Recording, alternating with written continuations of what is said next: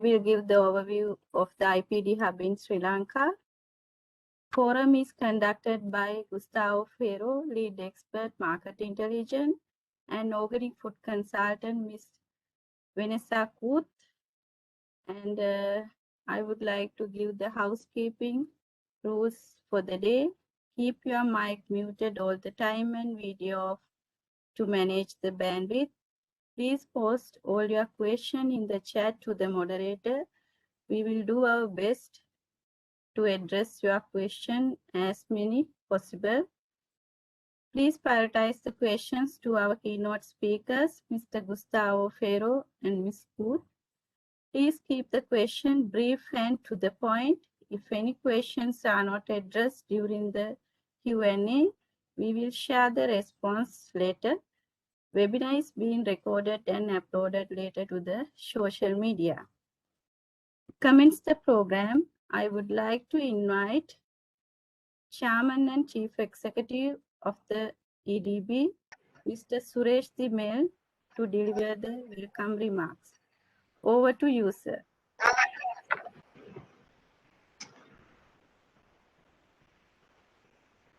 Ayubowan, Her Excellency Manori Unambu, Ambassador for Sri Lanka in Germany, Mr. Gustav Ferro, Lead Expert Market Intelligence, our speaker today, Ms. Vanessa Kuth, Organic Food Consultant, also a speaker today, Ms. Linda Erna Elizabeth, Regional Expert, Import Promotion Desk, Germany, and the Sri Lanka Embassy. It gives me great pleasure as the Chairman and Chief Executive of the Sri Lanka Export Development Board, EDB, to welcome you all for this webinar on the art of approaching a buyer in agri products in the EU, conducted by the Sri Lanka Embassy in Germany in collaboration with the Import Promotion Desk and the EDB. On behalf of the EDB, I express my sincere appreciation to Your Excellency for organizing this timely webinar series in collaboration with the EDB and the IPD. We have been able to conduct a series of very informative webinars together to educate the Sri Lankan exporters and potential exporters, this one being the third of the series. I feel the topic of the day is very important and useful for companies in learning how to approach a buyer for your products in the virtual world. I feel the enthusiasm shown by a large number of participants to join this webinar series has indicated the interest of Sri Lankan entrepreneurs to engage in agricultural exports. The information provided through these webinars are very useful to properly guide the Sri Lankan exporters to the EU market. The Export Forum today on the art of approaching a buyer, conducted by Ms. Gustav Ferro, Lead Expert Market Intelligence, and Ms. Vanessa Kuth, Organic Food Consultant, will be an inspiring session to the participants. And beside this, I also wish to welcome Ms. Linda Erna Elizabeth Menz, Regional Import Promotion Desk, Germany, to be stationed in Sri Lanka in the IPD hub office to be established within the EDB. I look forward to work with IPD more closely to implement aggressive export coaching programs for the SMEs to enter the EU market to promote Sri Lankan products. As a country, we need more exports from Sri Lanka at this time. This new normal situation will open more opportunities to us. I wish all the best for today's forum and invite all the participants to make maximum use of this opportunity to connect with the right buyer for your product in the EU market. I invite Ms. Linda Menz to moderate today's session. Thank you. Thank you. Over to you, Ms. Linda. a lot. Thanks, Mr. Suresh Demir, for this kind introduction. And I'm very happy to be here today with all of you. I welcome you to this forum organized by the Embassy of Sri Lanka in Berlin, along with EDB and the IPD. And as you already heard, I will in future be stationed in Sri Lanka. So I will be point of contact for all the Sri Lankan partners and exporters in future to cooperate more closely with you and foster and strengthen the impact of the IPD and our approach with the Sri Lankan exporters and partners.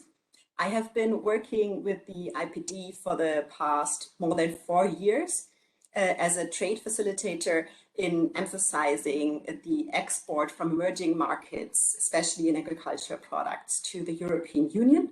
My work has been to evaluate, source, and support the producers and exporters of agricultural products and support them in establishing themselves in the European market. I'll briefly run you through what the objective of the IPD is, and give a small word also on what the IPD hub in Sri Lanka will be before then opening the forum, which obviously will be our main interest today. So the objective of the IPD is a sustainable and well-structured import promotion. And how do we do this? We offer capacity building to the exporters and producers in our partner countries, and then support them in promoting them in front of the exporters. So we establish contacts between the exporters and importers in the European Union, for instance, at trade missions or at trade fairs.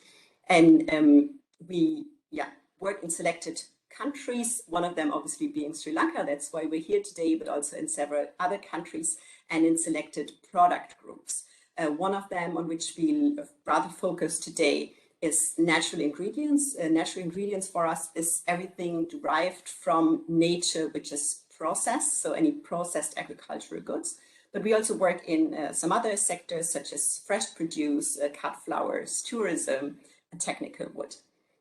On the other side, we work on what we call the meso level, and this is where our famous term BSOs comes in place. A BSO, a business support organization, could be any association, trade association, sector association, or governmental agency in the partner country that strengthens the exporters and the export in general from that partner country to the European Union. And we work together with them in strengthening their structures and kind of enhancing their portfolio and services that they can offer to the exporters. And our main partner for this in Sri Lanka is EDB, and that's why we are very proud to be able to conduct these series together with them and also to open our hub with them. Is the next slide. So from this month onwards, actually, tomorrow onwards, September onwards, the IPD will have a representation in Sri Lanka. The objective of this is to increase and intensify the work that we do in Sri Lanka, and together with the Sri Lankan companies and partners. This will offer us more flexibility in the IPD operations and in our support to the country, and also to increase the resources and the transparent partnership that we aim to establish and strengthen with the Sri Lankan partners. And therefore, I'll be very happy to be hopefully very soon with you all in person in Sri Lanka to conduct more of similar exercises as what we're doing today in Sri Lanka. This is my email address. Please feel free to approach me for anything related to the IPD. And I'm now very happy to hand over to our lead consultant in terms of market intelligence, Mr. Gustavo Ferro, who will guide you through our forum of the art of approaching buyers. Gustavo, please. Thank you so much, Linda. Good morning, everyone. It's a pleasure to be here again. Most of you guys know me from the second webinar that we had in this series, so it's a pleasure to be back here to expand on some of the subjects together with Vanessa and all our colleagues that have already introduced themselves. So it's a pleasure to have so many people participating again. And today we are actually having a structure of a forum. it's not a simple webinar. Actually, we expect you guys to participate, which is very nice. So the structure of this forum basically starts from a real case scenario. So Vanessa will share with us some of the experiences of Sri Lankan companies in virtual B2B events. So actually, what we're going to see is some of the challenges and opportunities that Vanessa experienced by guiding these companies through B2B events. So that's an interesting sort of diagnosis for us to move further into this forum. And then we have an exporter view where Mr. Nishant Jayatilaka will talk about Warga Naturals and the experiences and lessons on the European market from this company. So again, like a real case that will guide us throughout the more conceptual and the broader opportunities and challenges that we can find on the European market. And then we're moving into a plenary discussion number 1, which is basically looking at the different views and experiences on the European market regarding market access and learning about requirements, etc. And this will be guided by Vanessa and myself. And then we're moving into plenary discussion number 2, which is very practical, which is actually identifying and contacting your target European buyer. So we're moving from those real case scenarios to actually what you can do with those experiences and lessons. And then we're opening the forum also for questions and answers, which are more general. And Linda will be helping us with the questions, and she will be moderating a little bit for us on what you guys have to say. So feel free to participate. But please add your questions and comments on the chat box that you can see here on this on the WebEx platform. So not on the Q&A, because the Q&A is very complicated. We prefer that you please add it on the chat box, please. And don't hesitate to ask for clarification questions on the slides if needed, but please type them up on the chat. And of course, do not hesitate to participate in the discussion. So we are encouraging you guys to participate in this because it's important to get your views and also your specific questions on the subjects. So this is a forum that is not only ours, it's from everyone. So we expect you guys also to contribute to the content. These are the only rules. There are not so many rules, so it's very easy to follow. So I'm an independent consultant. I specialize in promotion and sustainable trade of natural ingredients for food, cosmetics, and health products. I work with IPD as an external expert. So I've been doing some trainings for market intelligence and some other activities within the area of natural ingredients. I've been doing that for 14 years, and a lot of my experience is actually related to market intelligence products and tools. So a lot of the things that I talk about come from a researcher's perspective. Yeah, I'm based in Utrecht in the Netherlands. And now I hand over the floor to Vanessa Kuth, my colleague. She will also introduce herself and will guide you guys through this real case experience that she guided for Sri Lankan companies. Thank you, Gustavo, for handing over. Welcome, everybody. I'm very happy to be here with you today. My name is Vanessa Kuth, and I'm International Trade Consultant for Natural Ingredients.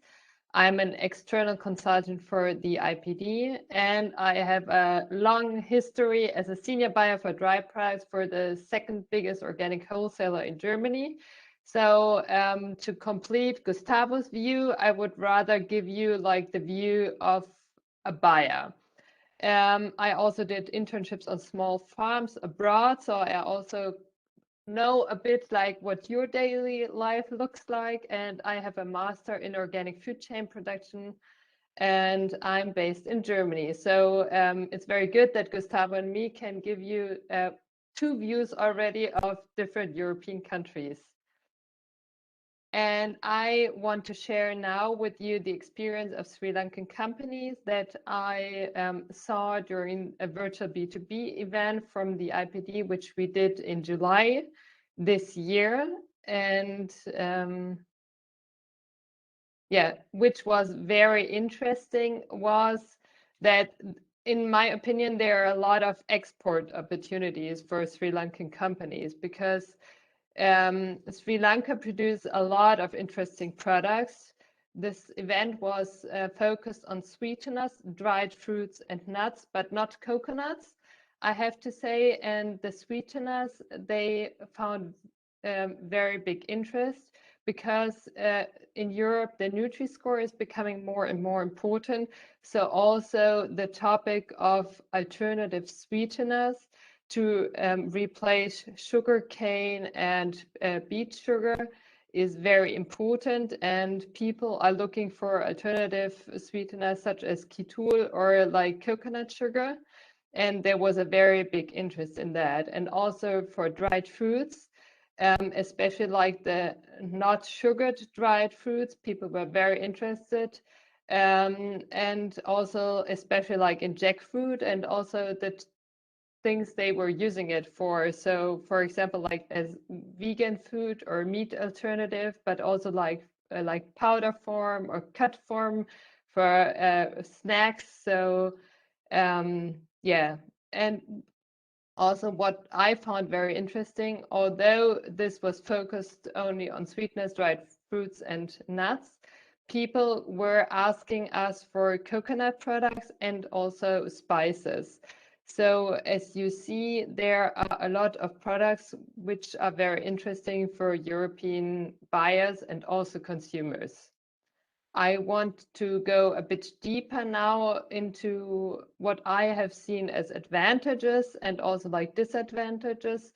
Of course, these are very like personal views specific to the experiences I made. So I don't want to say this is like what you are all facing, because I know that the stages of the companies are very different. So the main advantage compared to other countries is that in Sri Lanka you have little seasonality, so a lot of the products can be supplied throughout the years, which is very important for the European trade. Also, there are a lot of new products for the EU, so buyers are always looking for new trends. And a lot of them, for example, haven't heard anything about ketul, but they find it very interesting. Also, like product development is very important. I see a very big opportunity there, and mostly there's already an existing export logistics between Europe and Sri Lanka, so it doesn't need to be set up completely. The main disadvantages I experience, which I wouldn't say they are particular to Sri Lankan companies, is the online communication skills. So to point out, it's very important that everybody knows how to handle the main things like Microsoft Teams and Zoom, and knows how to share a presentation and all that. Also like the English language sometimes was a problem, and a stable internet connection. And obviously sometimes also like COVID put some obstacles, like the disadvantages such as COVID or something, nobody can do anything about it.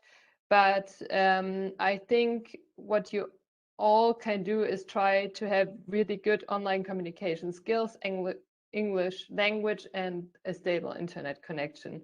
And then you will have a good basis for a successful trade. Now I would like to give the word to Nishanta so that he can tell us a bit more about his personal experience and lessons he learned on the European market.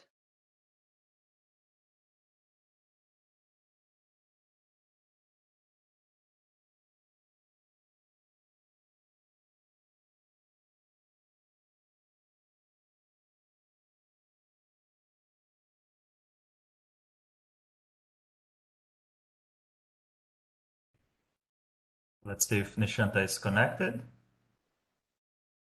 Yeah, okay.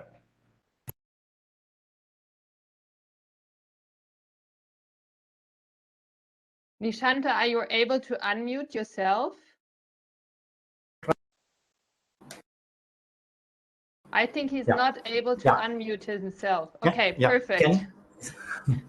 Very sorry Thank for you. the delay, and thank you very much, Vanessa, and good morning to people in Europe and Good afternoon to people in Sri Lanka. Hope you all can hear me. Vanessa, can you hear me properly? Yes, I can. Yeah, okay. So my name is Nishant. I'm representing Goga Naturals Private Limited. If I say a little bit about company, we started as a family company, mainly to farming company to produce agricultural raw material. The main aim was to supply raw material to exporters and export processing companies. So we started our farm as an organic farm, and 2017 we want to start value addition for our raw material, and we started our own facility factory. To main objective is to value addition, because we got a demand is increasing for value added product from our exporters, mainly from our local exporters, because at that time we were supplying all our products to exporters. In later part, actually, we had a dream to export our product to Europe. So the challenge was we didn't know how to do it, because we didn't have even single buyer in overseas. So fortunately, we were selected by IPD for their market support program, and we got opportunity to visit European exhibitions, and they trained us a lot how to find a buyer, how to approach to a potential buyer, like things. We were going through a lot of training, and that was a great opportunity for our company. We participated the world biggest organic exhibition, Biofac and Anuga, through IPD, and we got a lot of opportunity to understand the European market as well as buyers, because what we identified is the mentality of European mentality and the Asian mentality is bit different. So when we do direct export, we need that understanding to improve our business. Actually, in our processing facility, we started with dehydration. Now we have 4 different product lines. One is dehydration and canning and bottling, frozen product, and we do some powder product as well. And now we are very happy to say we 75% of our production we directly export to European market, and the rest balance amount also going to the mainly for Europe market through other exporters. When we come to our direct export, the major challenge what we found is to how to find buyer. So it was more easy because we were work together with IPD. Actually, before we go to the IPD, actually we joined with EDB in Sri Lanka. Then we connected to the IPD. That's how we came this journey.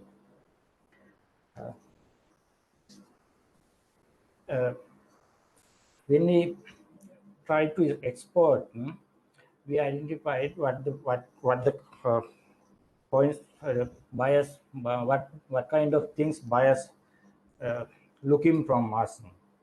So at that time, so in the beginning we had only, for example, certifications. We had only ISO 22000, but some of our customers wanted at least BRC or IFS. So now we certified our processing system for BRC, and also they need some more certifications such as natural and organic, some private labels and those things. So now we are very well equipped with all these requirements. The company is certified for BRC, and we have fair trade certification, natural land certification, all the requirements needed from our customers. Our main product we export to Germany is the canning and bottling product. So our products are 100% certified organic products and also vegan product. We mainly supply to importers and distributors, and 50% of our product going as an ingredient in bulk form, but also we export retail packs as well. So that is our actually the exporting retail packs is also the big achievement for our company, because then now our customers are trust on us. They ask us to pack for their label. We were reliable to adjust to their requirement. Sometimes they want the same product. For example, we are exporting jackfruit product to Germany, and same product want the Netherlands, but in the salt percentage is below 1%. The German customer still need 2%. So we are reliable. We were reliable to do that, to fulfill the customer requirement. So that's about our company. So thank you very much, Vanessa. And so if need further information or anything, so I will be here until the end of this session. We can discuss later. Awesome. Thank you so much, Nishant. And I'll take over from you right now just to continue with the forum. But thank you for sharing your lessons. I think what is important here is what you mentioned. Sometimes we have so much potential, but the capacity building and the exposure to market, understanding this market actually gives you that bridge that you need to access the market. And once you have this experience, it kind of fits back into your product development, but also the way that you start strategically planning your market entry. And I think your case is a success case. Now let's break down the different steps, because we mentioned a lot of this capacity building, understanding the market. So I would like to maybe break it down into the different lessons that we can derive from these different experiences that have been presented here. And I'll start doing that with plenary discussion number 1, where we understand a little bit the different views and experiences, which are based on the different opportunities you have for ingredients and finished products on the European market. So I think what is important here, for those of you guys that were present in the second webinar, I also presented this graph over here. It's very simple, but it's very telling of how to read the market in terms of opportunities. One side of the market is, of course, understanding the structure of the market and the different players that you can find on this market. For example, as Nishant mentioned, like you find importers that you can work with in bulk. You find maybe distributors you can work with for finished products, or retailers you can operate under private labels, for example. So it's important that you understand the scenario and who is involved in the market profile and in the structure of this market. On the other hand, it's also important to understand the different buyers. So what are their requirements? What segments do they operate in? And what is their purchase structure? So these are things that not only depend on how the market itself operates, but how the profile of a company is. So when you're asking yourselves how to understand, how to approach a buyer, it's very important to understand the size, the requirements of the buyer, the mission, the vision, the different products they operate in. So we're going to go through those steps. And I'm going to give you guys some hints on how to start reading into the buyer profile and the company structure. And Vanessa will help me with that further on in the subtopic 2. But first, as I discussed last time with you guys, when you're looking at the organic market specifically, you see quite a high concentration of processors, importers, and the retail sales for organic in specific markets. Here you can see, for example, that importers are very concentrated in Germany, France, and Switzerland, and also in the Netherlands, you have a high concentration of importers as well. And why is this important? It's because when you're trying to find buyers, it's important that you try to understand where you have these clusters of buyers and retailers and the dynamic activity of a certain sector. So this is, let's say, in a more general perspective of the market.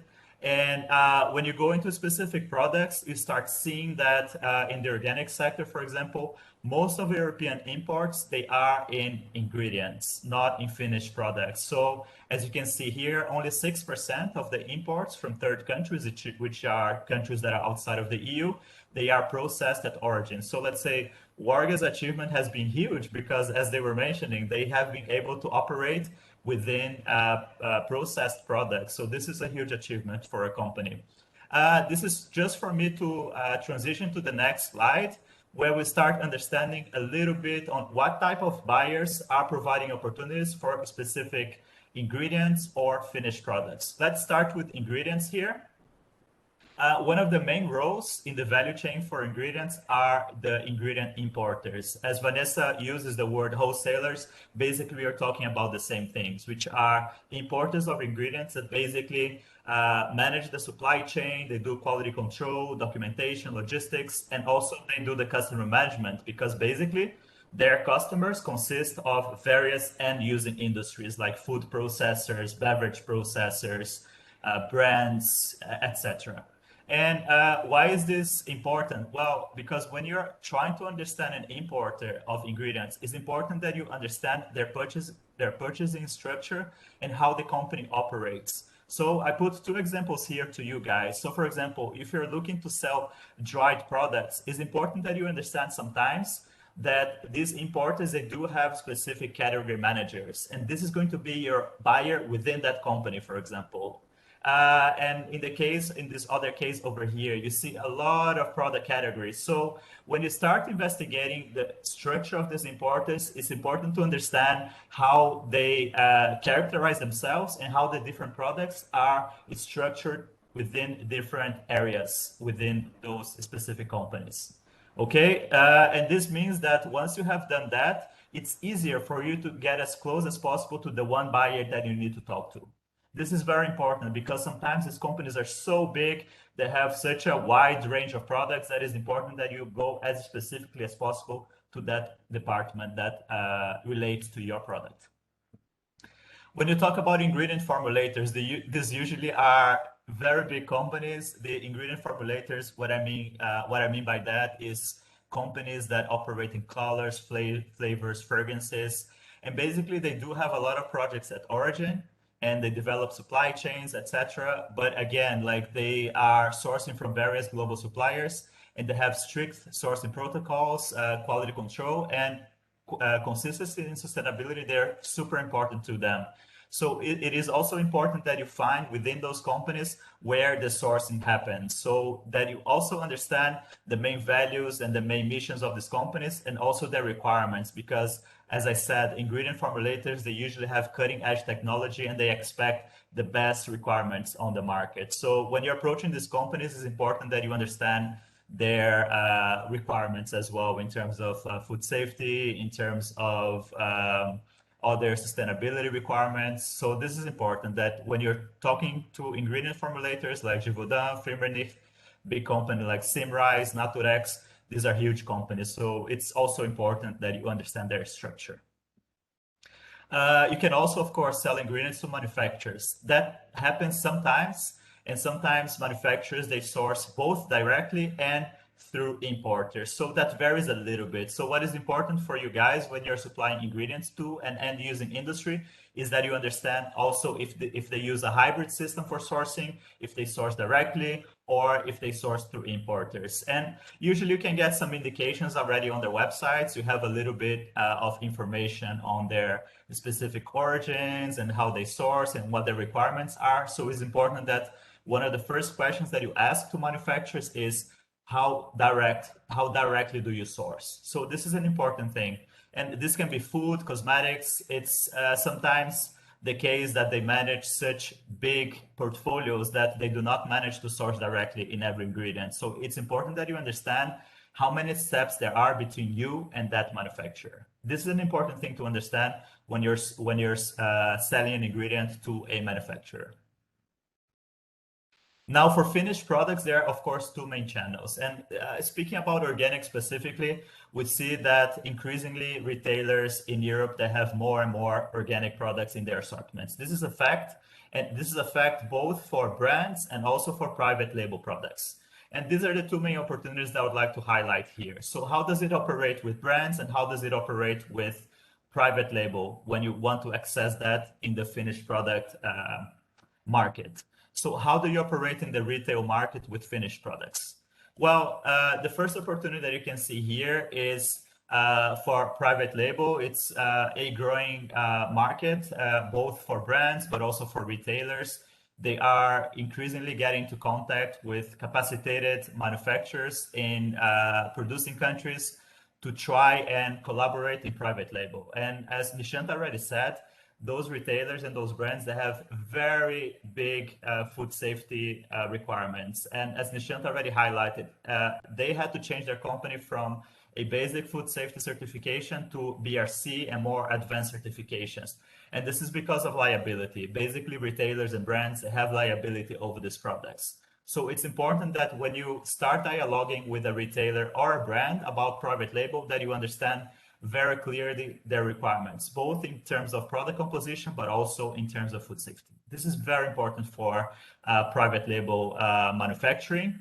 And of course, if you want to understand further, one tip that I have here is that you can go to the corporate pages of supermarkets, retailers, and other types of companies that you want to understand. They usually have a consumer web page and they have a corporate page. In those corporate pages, usually you can find more information about how they source and the opportunities for cooperation in private label.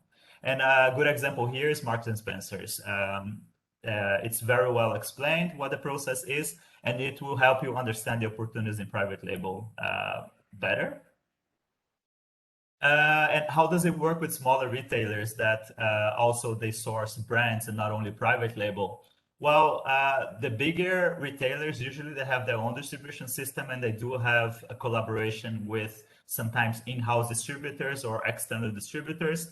But for smaller retailers, it's important that you understand that usually it's going through a third-party distributor. And this is the main point of contact where a finished product can access the market. And it's important to say that distributors usually, they're very highly oriented by their end buyers' requirements. So the requirements of the retailers, they are basically transferred to a distributor, and the distributor has the mission of supplying a certain product to a retailer. An interesting example of a very specialized distributor here is, I'm using a case from the UK again because it's in English and it's easier for you guys to read later, is the example of a very specialized distributor in health and well-being products. And as you can read from the website of this company, they distribute to over 1,000 independent retailers across the UK.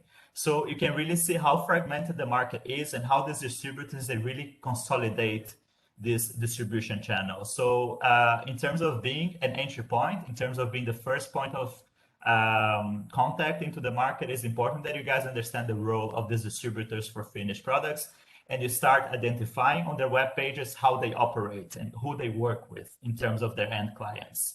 What I have seen in the past also is that companies that go to a trade fair, sometimes they get into contact with the retailer directly, and then this is facilitated through a distributor. So the end customer might be the retailer, but they need a distributor to make this work. And this is possible, that your product is so attractive that a retailer will want to buy it, but then they are not able to supply this directly, so they need it to be managed by a distributor. This is very common configuration as well. Now I'd like to open the forum, and I know this is very fast. We only have 1.5 hours, so that's why we are talking general lines, but we'd like to hear from you guys. If you have any questions, so here we have a few subjects that we will discuss now with you guys. It's basically identifying the main access points on the European market, identifying customers, the requirements of wholesalers and importers, and retailers' requirements. So we'd like to hear from you guys if you have any specific questions or any experiences you'd like to share here within those specific subjects. The floor is yours, and the forum is open to your opinions.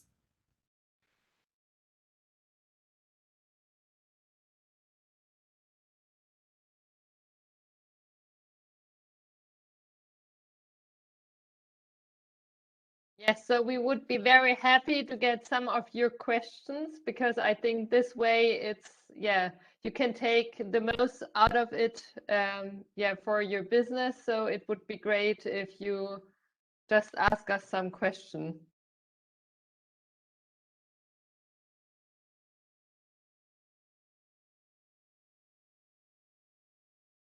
So there was a question here on the finding buyers, right? So this was addressed in the previous webinar on finding those buyers. So this is just the continuation. When you find a buyer, how do you identify those specific aspects? There are some hints there in the previous webinar on finding buyers. There's a question in the chat on the demand of Sri Lankan coffee. I think we might not be able to answer this in general, but maybe we can give some indication on how to find that information, right, Gustavo? Yeah, I happen to write about coffee, so I can give a little bit of indication here. There is a study called the CBI study. I can write on the chat for you.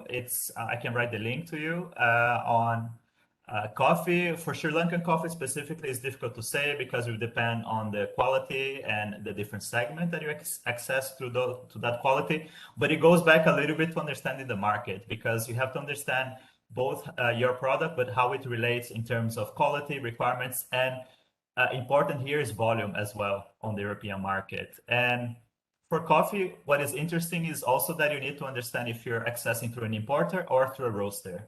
So again, you go into the same questions here, understanding if the importer is your access point, or if you can actually manage to access directly to a roaster. And this will vary a lot because of the quality and volume requirements.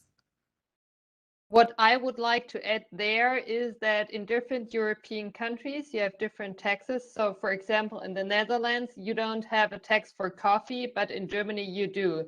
So you also want to take this into consideration. The next question we have in the chat is a question regarding permissions. How can we get permission to export curry leaves to the EU market? There might not be an exact answer to this question, but maybe some general words in this direction of permissions to export. Okay, I guess this relates to permission to export, so it would be from Sri Lankan authorities. Yes. Maybe I invite EDB to actually contribute to this one, actually, and maybe if Vanessa, you have some information on that. Yeah, of course, what you will need is like all the export documentation, which you can look up, and then you have to look at the trade agreements between Sri Lanka and the European Union, and also at the tariff code, which is also referred to as HS number, and then you will find like all the things you need to comply. A very good source is the Global Help Desk. This website, we can put it later when we send the presentation and share the link. Yeah, for European market specifically, there's a good one which is called now Access to Market. It used to be called the Export Help Desk, and then it became Trade Help Desk. Now it's called Access #2 Markets. We can write this one down also specific for European market. But Vanessa mentioned something important is to really recognize the HS code of the product, because there will be tariff and also quota implications according to HS code as well. Maybe what is important is also to check for authorizations on the market. So it's important that you know if the ingredient that you are selling is under novel food regulation, for example, to understand if a certain, I don't know, like a certain essential oil can be used as a flavoring, for example. All of these things, they have specific individual authorizations on the EU market as well. So let's say mirroring your question to the European market authorizations, these are important things to understand. If the product is authorized and if there are any limits in terms of maximum constituent content and all these things. So allowed and conditions to be allowed. Yeah, now it sounds very complicated, I think, but actually it's not that complicated, and you can also find a lot of help, I think, by the like by all the associations. So please don't worry too much and don't give up at this point. Perfect. Just a brief general comment. The questions are to be posted in the chat, please, not in the Q&A sessions, because we might not be able to answer the questions that are in the Q&A session, but in the chat, please. And I would now go to the next question, which is a bit more general, and I think maybe some links also could be included in the mail that we will send out at the end of this event. And the question is, how could you identify current requirements in the market? So what is always very good for current requirements are the big trade fairs, such as, for example, Biofach or the Anuga that is now taking place in October. And there mostly they have a section which is called like trends for this fair. And there are a lot of articles also like in the newspaper and so on, and they will cover this topic. And also like, what buyers will ask you for. For example, you will offer this and then they will come specifically back to you and say, but I'm very interested in jackfruit. Do you have it? Yeah. I think there's a difference for the requirements which are developing in terms of, let's say, they call it voluntary requirements, which are the buyer requirements, and the legislative ones. For legislative requirements, you can follow the European Commission page. They have very, very good requirement updates on the European Commission page. For voluntary requirements, for certifications, which are not mandatory, etc., is what Vanessa said. Have to be a little bit trying to feel the pulse of the market by reading a lot, but also in trade fairs to really seize that opportunity to understand as much as possible about the market. The next question is a bit in that same direction also, but what are your thoughts about purchasing databases online? So more specific. So databases to approach customers. There are such services online, and the company here posting is saying that they are reluctant to proceed ahead as they are not aware of the credibility and they are a little doubtful about it, but maybe we could give some advice here. I can maybe take that one. I need to give my honest opinion, and I need to be moderated by my colleagues. My very honest opinion is that if you have those resources, and such as the one that I presented in the previous webinar, you can create your own database.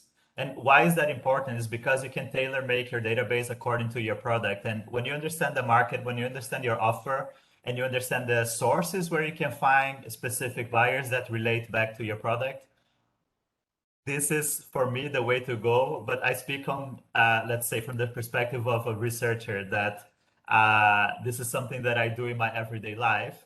What we try to do for you guys, of course, is always to facilitate the resources. And the exercise, I would recommend that you do it, because the more individualized the process, the better the buyers will be in terms of suitability to your product.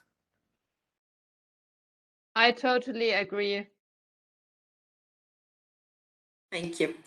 Maybe for this set, there are a lot of questions in the chat and also in the Q&A session. I think the answers to the questions that might not be addressed in this session now, because we might run out of time because we have to proceed also to the next session. We can kind of compile some answers in the email that will be sent out at the end of the event. Because now I would actually like to proceed to the next plenary forum that we have. And the remaining questions, we will then try to address them in the mail, because actually there are too many right now.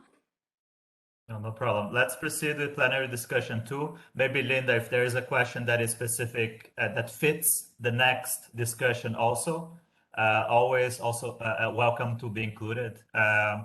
This one is really a practical one, and this one is really a question that we get very often. Actually, we are also a source of these questions because I do get a lot of LinkedIn messages and I get a lot of emails also asking me some questions, sometimes to sell products and things like that. So let's review a little bit some lessons as to how to approach buyers. Okay, so this is the main subject of this session or this section of the forum.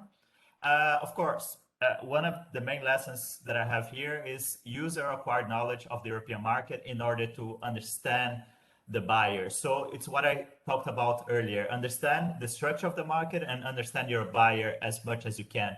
Access their websites, look at their requirements, look at their vision, their mission. Is it suitable to you or not? You should understand your offer well enough for you to understand if that buyer is suitable to what you're trying to reach in terms of your objectives, in terms of your strategy. It's also important, of course, once you understand the market, to identify what segments you want to target and where you envision your product to be sold. This is important because you should have clear in your strategy what your ideal market is and what your ideal buyer is. These are very important things to have, not only to sell just for the purpose of selling, but to really have it strategically oriented. And also, in part of understanding the market is understanding your access point and how the value chain works for your products.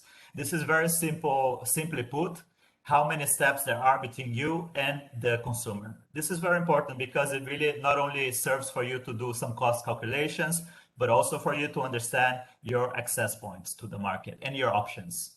And you can identify what your ideal buyer is, and you can sort of start looking, once you understand the market, where you would like to see your product, in what region, country you'd like to see it, and what kind of buyer you'd like to work with. So this is important. I put two simple examples here for ingredient and for finished product, but this is just just an example. But it's important that you have a very robust, in summary, export strategy.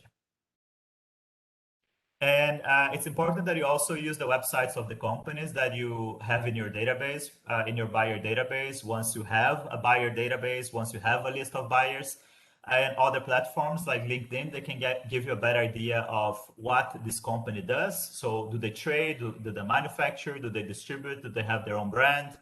What are their requirements? So for example, do they only sell organic? Do they have BRC, IFS requirements in terms of food safety or other certifications? And also to understand their market segment. That will define a lot on what they expect from a supplier. So this is an important thing to understand before you approach a buyer.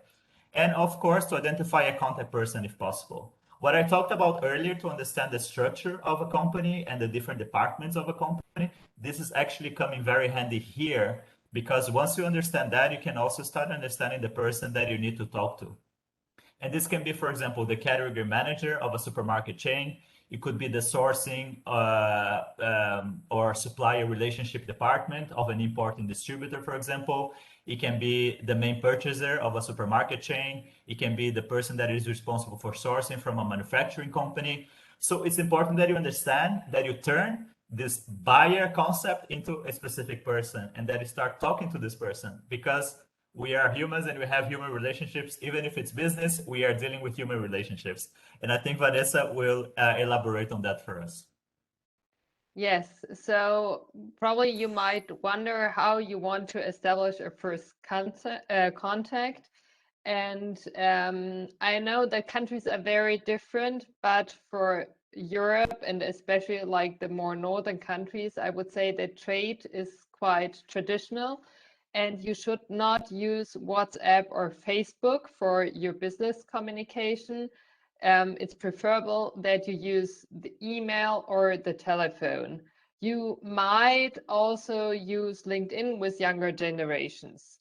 So it's very important to prepare an email for your introduction of the company, and it shouldn't be too generalized. So if you write, dear sirs and madam, nobody will read it. So you really should find out the specific name and make sure to find out if it's female or male.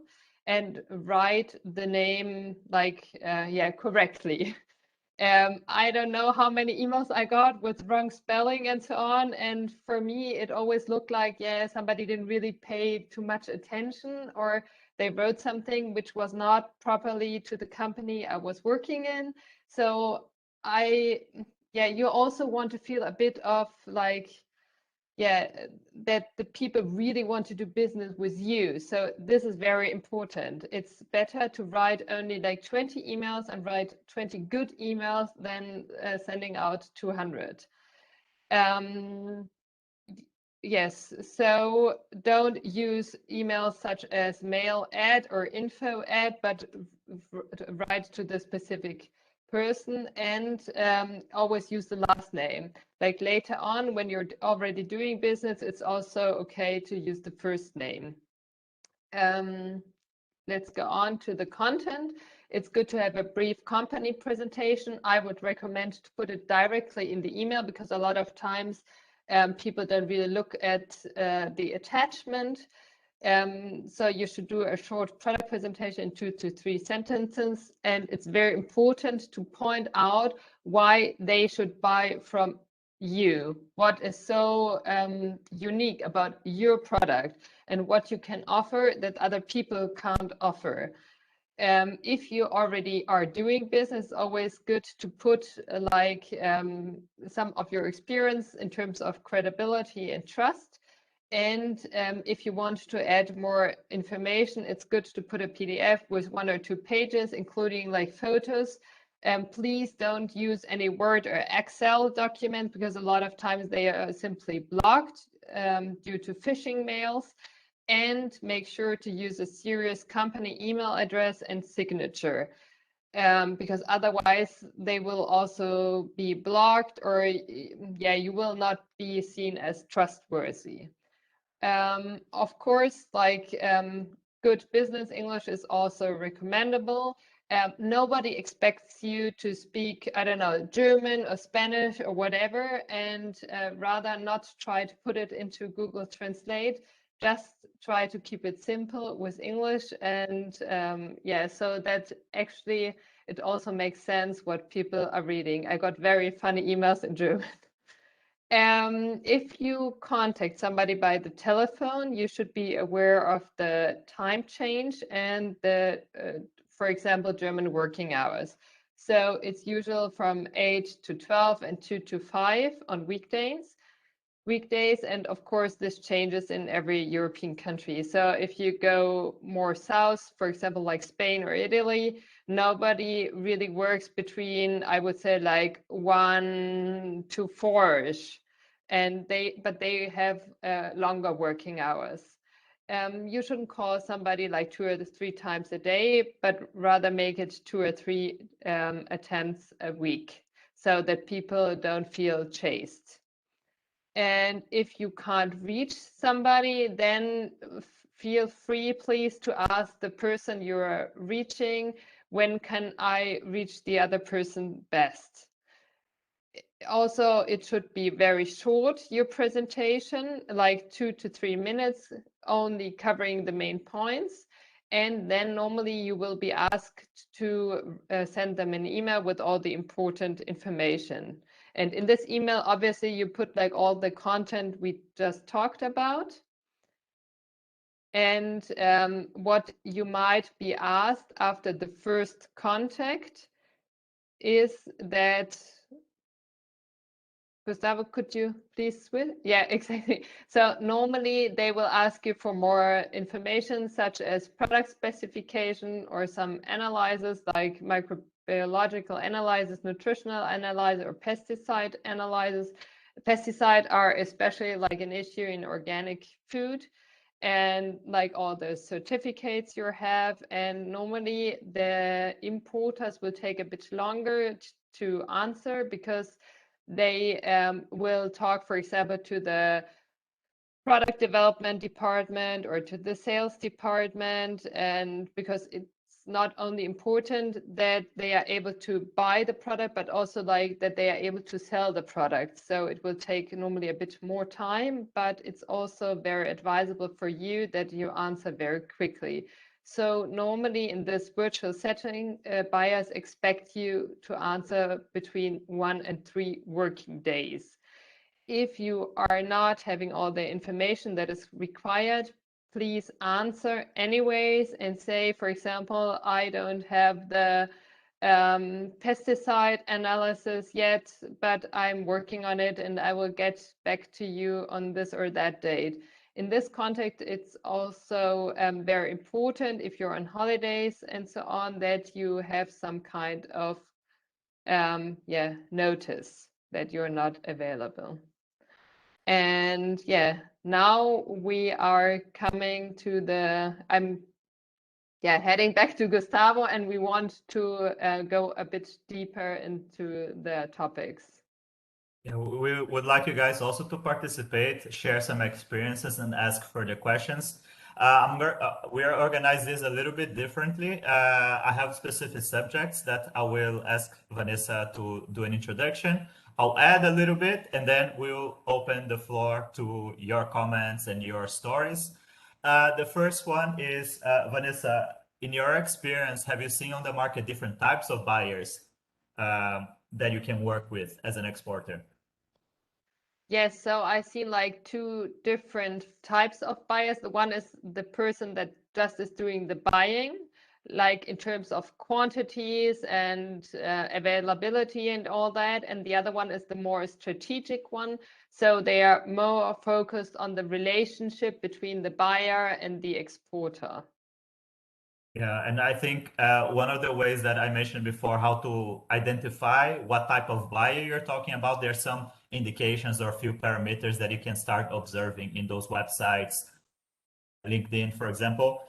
Some of these things are, for example, if the buyer visits the origin very frequently, if they have projects at origin, this is a good indication that this is a, let's say, committed buyer, and they develop relationships, not only products or business relations.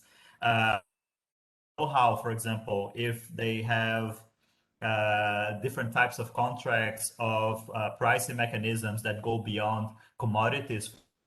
These are things that can give you an indication on what type of buyer you'll be dealing with. And this also plays a role in your whole relationship, your approach to this buyer as well. So this is important to understand. There are different types of buyers in the market and in the different segments as well. I would like to open the floor if you guys have any questions about identifying those different types of buyers, or if you'd like to share any experiences that you've had in identifying those buyers. There was actually a question in the last session in this direction already. And the question was, I would like to know if how the supermarket chain of Rewe and Edeka, for example, Biomarkt having own owners for each brand, can we go and talk to supermarket product managers directly? Is it a good move? Normally, like Rewe and Edeka in Germany, they are working like with wholesalers or importers for the different categories. So you rather would like to find out who are the wholesaler that, for example, for dried fruit is supplying Rewe and Edeka, than writing to Rewe and Edeka directly. It is possible, what I have seen at trade fair, that Rewe or Edeka, they would go to a supplier and try to understand the product, etc. They might approach you in terms of understanding the product, but then usually, as Vanessa said, this transaction or the business as usual things are done through the distributor. But usually a decision, of course, also made by a category manager as well from the supermarket, of course.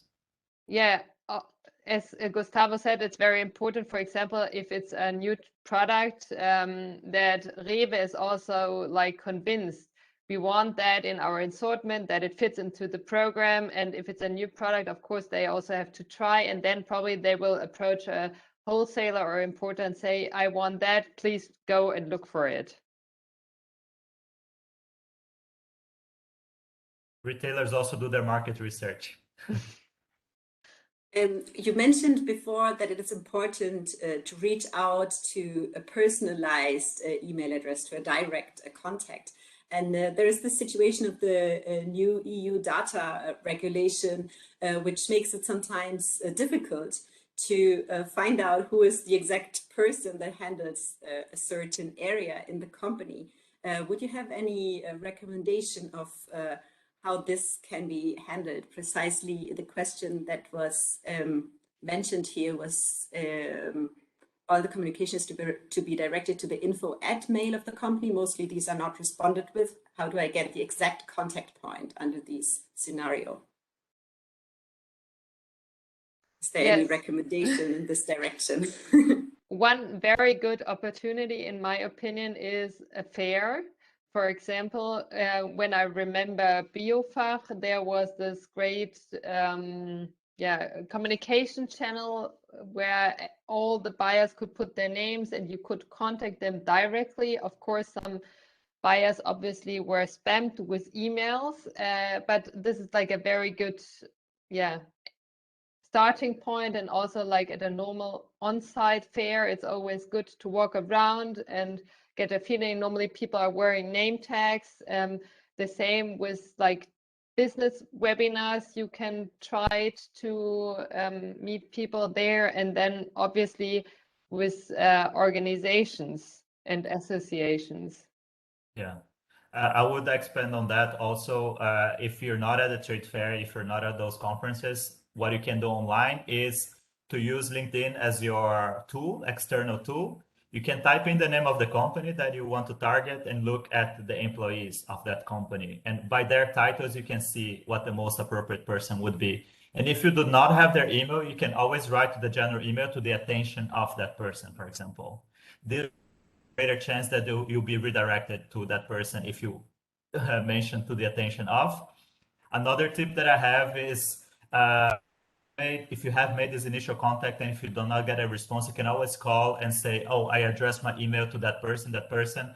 I would like to make sure that they got my email. You can always ask also for the specific email address of that person as well once you call the main reception. And it will be, of course, the judgment of the receptionist if they give the email or not, but it would always be good to get as close as possible to that person. And understanding who that person is, you can use LinkedIn, or you can, if it's available on the company website, the specific person per product category as well. Yeah, like for example, remembering what I did, I received a lot of emails on different product categories because people just found out my name. And then obviously if it was something that I thought that was interesting, I just redirected it. So if you don't find out the one for your product category, but somebody else's product category, just write to that person. It's very important that you write like the first line, what product you do, so that it's very easy to get. Exactly, to get hold of that one person that you need to talk to. Yeah. Maybe, Linda, is it okay if we move on to the second subject here? Sure, perfect. Yeah.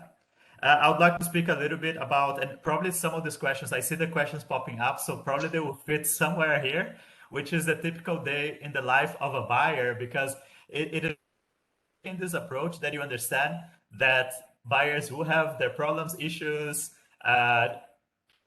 So Vanessa can expand a little bit on what a typical day of a buyer would be here in Europe.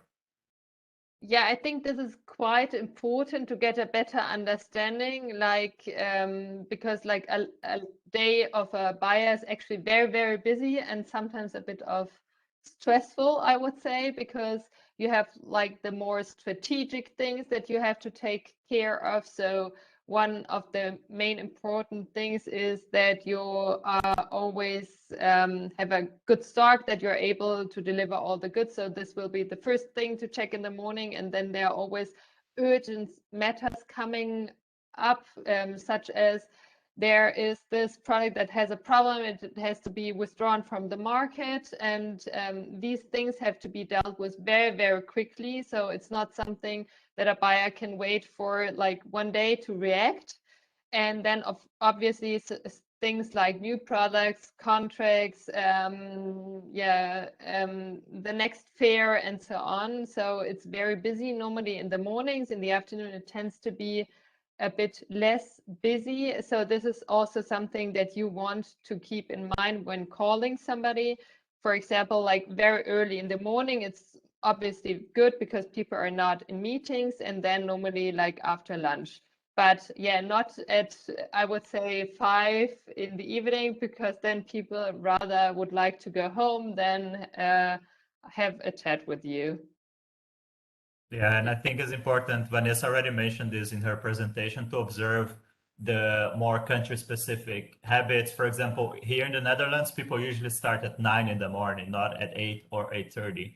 Even if they are in the office, usually they start operating with calls and emails at 9, usually. We never schedule a meeting before 9 here. So this is important to know. And also, as Vanessa already said, usually before 5 o'clock, after 5 o'clock, you shouldn't be expected to be connected to someone, because people have very strict working hours. So this is part of the daily routine here. Linda, is there any question related to this subject specifically, or anything that we can fit into here, or we go to the next one? I think we move to the next. There's Yeah, nothing. because we also have in the end some more open questions, so we can get into those subjects. Maybe the main challenges for buyers in their daily work life would be interesting to discuss as well. And maybe we can fit some of these questions here. Yes, so what I mentioned before, that there is always, I would say, too little time to cover all the tasks, because always there are things popping up urgently that need to be dealt with immediately. And then there are like a lot of, new regulations always coming in on food safety, now the new EU organic food regulation, and so on. So buyers are always responsible for that they are really know of all the laws that exist and take care of that. So it's a lot of pressure from that side, and then from the sales department, obviously. And there is also like a large range of new products. So actually it's not it's also the buyer that is facing a lot of obstacles all the time. Yeah, what do you say? Yeah, no, exactly. And maybe we open also for the questions. One important thing here is the changing regulation, and they are responsible to comply, because as an importer, when they purchase the goods, they become liable for that good that they purchase. So if they sell it forward to a certain brand or manufacturer, they are liable. So imagine how much complexity there is in understanding the regulation and in complying with it. So this is, I see this as a big challenge. And also that's why they require so much documentation from suppliers as well, of course, that it's increasingly the case. I think this is something that we can see as a trend on the market, traceability documentation, because of these issues. Yeah, and in the last 1.5 years, also like all the things related to COVID, obviously, like the logistic is very, very complex, that you have enough product, that you have enough stock, because it's nobody knows what is going to happen next. And also like the sales and everything is it varies a lot. Let's see if any questions on this subject or something that could be fit into this. I saw people were asking for a few lists of organic teas and things like that. These are things that by using the material from the previous webinar, you can find those things. So just keep in mind that this is the third webinar of a series, and those subjects have also been addressed. So you can access this material. Linda, anything else no? There's nothing specifically to this point. All right. So maybe let's speak with dealing with no compliances and how suppliers should communicate no compliances or quality issues with their buyers. So first of all, for me, it's very important that if a producer has a problem, that they are proactive and tell that they are facing a problem in advance, so that the buyer has a possibility to react on that. It's always bad if the product is already in the shelf and then by end customer reclamation, you find out that there is a problem, because then it gives the pressure on the buyer, and he will not be so happy and rather react in a unfriendly way.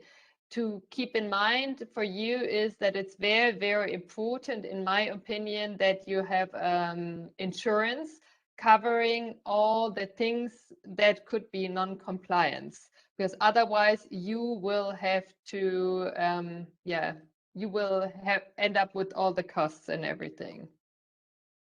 Exactly. And maybe speaking of non-compliance, maybe unsuitability of a product. I have seen a lot of the times an exporter trying pushing a product into a certain market and not really understanding that this is not fitting into the requirements of a certain buyer. A good advice that I would have, if you is to look for alternatives. If you're not willing to invest in product development, in let's say fulfilling those requirements, you need alternatives. There's a limit as to how much you can push a product into the market. And I think this is pretty much related. Maybe Linda, we can combine the questions because it's also about relationships. And maybe we can get questions on that as a block. Perfect. Yeah, so regarding good relationships, it's always very important that you understand that you don't have the evil buyer on the one side and then this is you, but that you want to speak with each other at eye level and that you want to establish a good relationship in the end. And I think, or at least that for me, it used to be important that one time I would help out the producer and always give them some recommendation, for example, like end customers said that they would like this and this more in your product, and then they would kind of try to adapt it. And then if they had, for example, something to offer, they would try to offer it to us as a goodie or something. So it's in the end like a relationship with your partner that you try to help out each other, because in the end it's it's the success that you create together. Yeah, and also I think understanding them in terms of even before the first approach, as I said before, just understand what the company stands for, understand their products. I have one good example because I was asked about coffee. Don't try to sell roasted coffee to a roaster. You know what I mean? These are things that if you do in the first place, you already kind of ruin that relationship. So it's really a research thing. Like just understand their vision, the way they operate, and the main principles of that company. These are things that are very important in order to create and maintain a certain relationship with a potential buyer or partner. Yeah.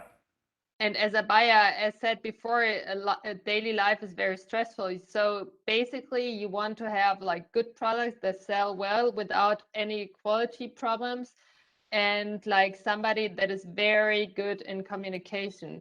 I found that the key issue mostly was communication. Things such as not sending bills. I don't know how many times I asked for, please, can you send me the bill? I would like to pay. Or stuff as I have a new product, but I forget to tell about it. Also these are very important issues for buyers because they can only be successful if you keep them informed with all the good and all the bad things. I think this is a good one to go into the more general subjects here. I'll open the floor to you guys that you can ask for any other tips. If you have any other questions, shoot it. There is actually a question which is a bit related to this last point of communication. So people were asking in the chat about translation. So if there is a language problem, what could be an assistance to translate to European languages in relation to the products? Are there any advices that you can give in this direction? Maybe I share a case, and then maybe Vanessa can take on to in her experience as a German buyer in terms of German, in German language. I was in a country once doing a training, and people asked me, do we need to translate all the marketing materials for a trade fair in Germany, for example, or in France, I said it really depends on the profile of that trade fair, because if it's an international trade fair, you're not only dealing with buyers from France or Germany in that trade fair, and the business language, international business language, is English. If it's very local, if it's very specific, you might consider it. But let's say currently the business language is English. So that was my experience in discussing trade fairs and translating marketing materials specifically. Yeah, I think it's also depending what you want to, who you want to focus on. For example, there are also like smaller trade fairs from companies, and what we used to do with our participants that could not speak German, that we would have somebody that was doing the translations all the time. Obviously, you will get a closer relationship to the buyer or the end customer and so on if you speak the same language. But rather than putting, as mentioned before, text into Google Translate and have a very bad translation, just stick to English and don't complicate your life. However, I think good business English is very, very important. So you should really invest in yourself, because I think it will become more and more important. And maybe one thing which relates to what Vanessa said, sometimes you write an email as an introduction in German, but you are not going to carry on that communication in German. So what is the purpose of writing that first email in German if you cannot keep it there? So I think it's always good to just be a little bit consistent in that. Maybe you can add a sentence to be friendly, something a little bit personable, but the actual information, if you start in one language, just be a little bit consistent. Don't be, yeah. And yeah, in types of, perhaps also the question was in the direction of what about like the fruit or the product itself? Should I translate it to the language? If you're not sure, just use the botanical Latin name. Like, this is the most important, other than translating something that in the end nobody really understands. That is perfect advice. Yeah, this is indeed using the botanical name is a big one for natural ingredients. Even if sometimes there is a common name which is the same for different species, because that happens sometimes, use a botanical name so that your buyer can identify it specifically if that's what they want. And the different varieties also for specific fruits, for example, this is super important because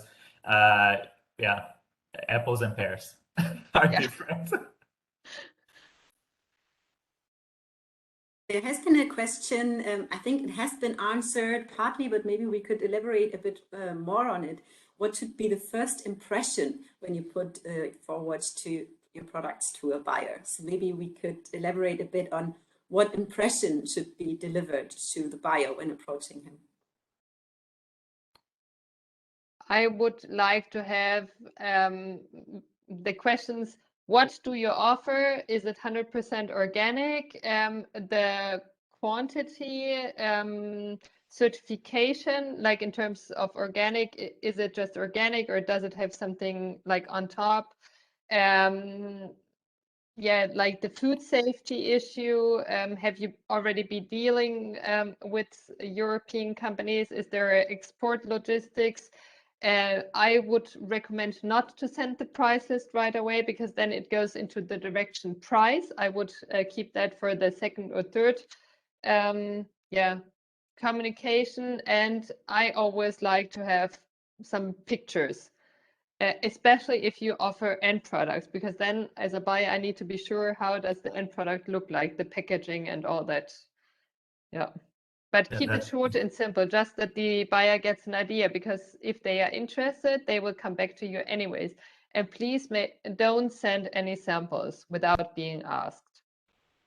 Yeah, maybe one personable note that you could add is how you see your product fitting that company. I think this is always, it triggers a little bit the mind of that buyer in the direction of your product and company.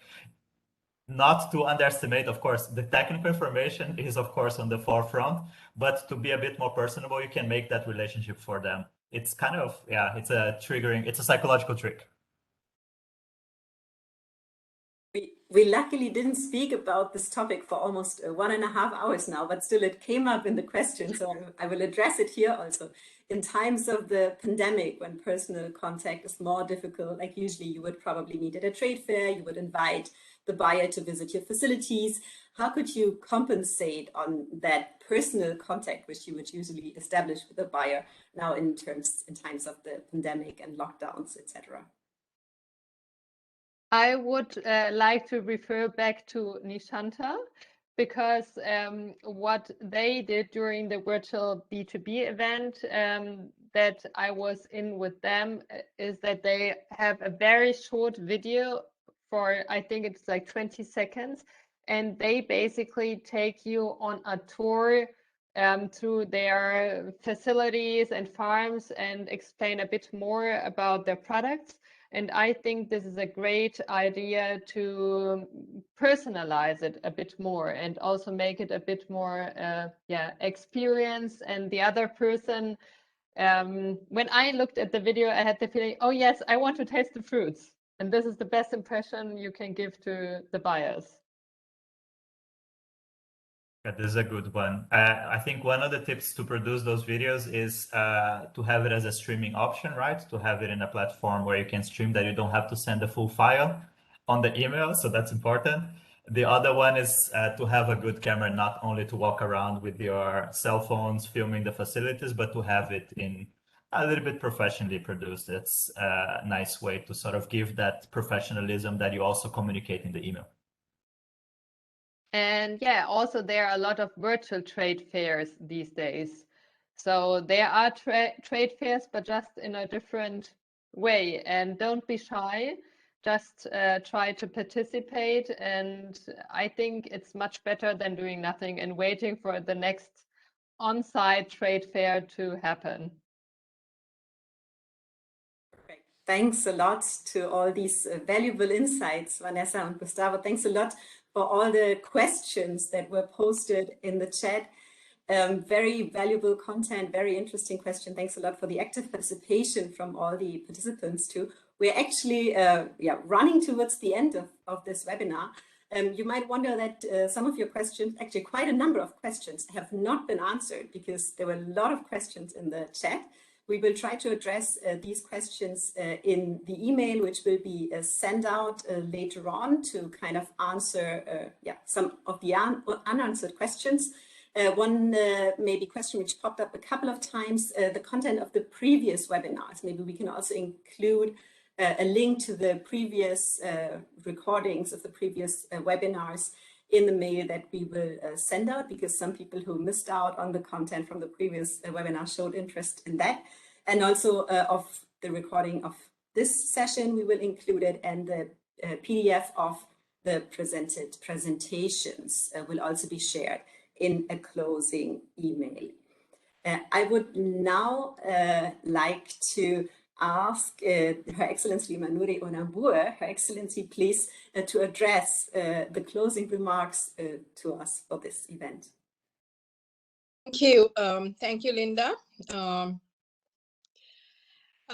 And thank you, Gustavo and Vanessa, for that excellent expert session.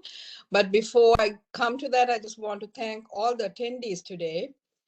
We had a great response as usual, and we appreciate the engagement of all the participants. And I hope that you really found this session to be very useful. And thank you for joining us today. Mr. Suresh Dimel, Chairman of EDB, thank you for your opening remarks. And I believe he set the tone for today's session, and also he is looking forward, I think EDB is looking forward to welcoming Ms. Linda Menzer to EDB in person. And I want to also thank the entire staff and team of EDB for their continued support for this webinar series, and especially Ms. Inoka Vanasinghe, Assistant Director of Agri Division at EDB, for all her support. So Gustavo and Vanessa, I think you all did a fantastic job of really sharing your experience, your expertise and knowledge on how to connect with a buyer.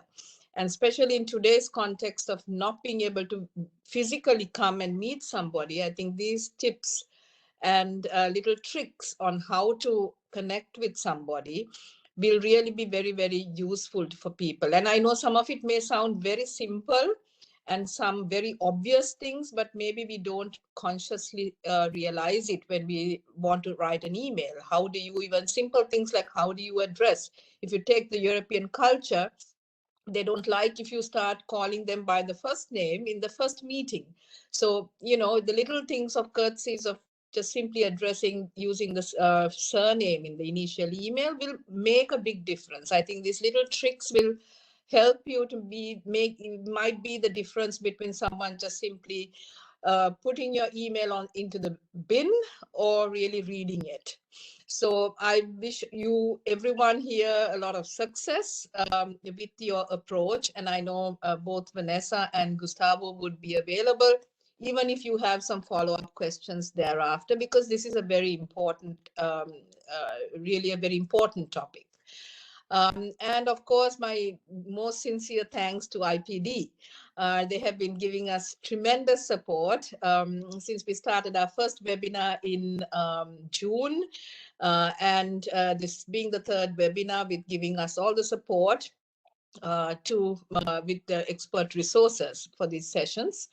And also especially Linda, thank you for your efficient moderation today.